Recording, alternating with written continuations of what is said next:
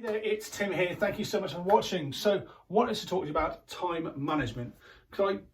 This is one of the key things for us to achieve anything. We have to manage our time properly because, as we all know, time flies, even more when we're having fun. But that's another point. But managing our time is a key element to achieving anything we want.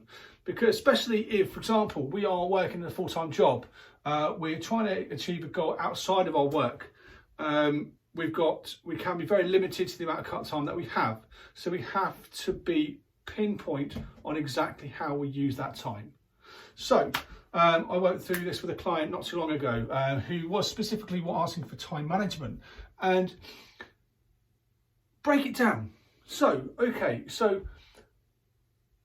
you've got to sort of break it down into where you spend your time the most and the important places to spend your time as well, because it's imperative and extremely important that we do spend time with our loved ones as well and do block out that time. So, for example, during your week, if say you finish at 4 o'clock or 5 o'clock, it doesn't really matter what time you finish, but if we factor out things like cooking time, eating time, if we factor out time with our partner, spouse, family, how much time do we have left to work on our goals? So, if example, okay, I finish at 5 o'clock, normally go to bed at 11 o'clock, as an example. So between 5 and 11, I've got 6 hours.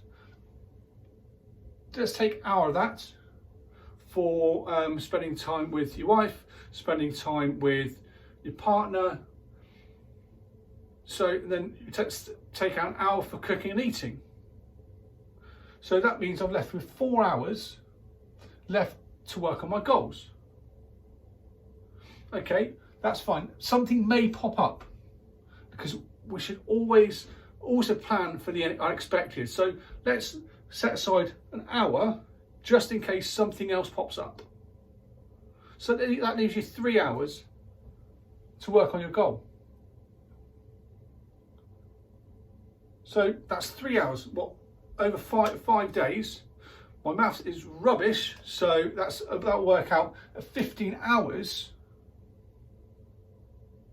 throughout that whole 5 days, a 5-day week.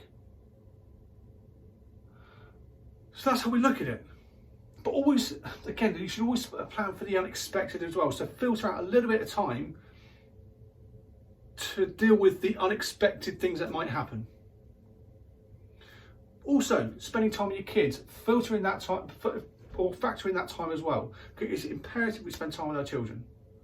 Because I always say there's no point in continually working our asses off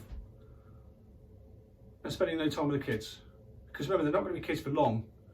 And when they're young, that's some of the most important parts of their life, and for development wise as well. Now look at your weekend.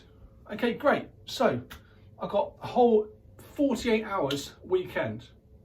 And again, filtering time to spend with your loved ones, with your family, with your kids. So I spend 5 hours with the wife, with the kids, X amount for this, X amount for that. So we factor in where we can spend achieving our goals, projects, but write it all down. Because if we schedule it, makes it a little more visual and we're more likely to stick to it. But I've said this before as well, but we've got to make sure that that one thing we're looking to achieve, one thing we're looking for success in, one thing we're looking to master, we've got to have a massive why.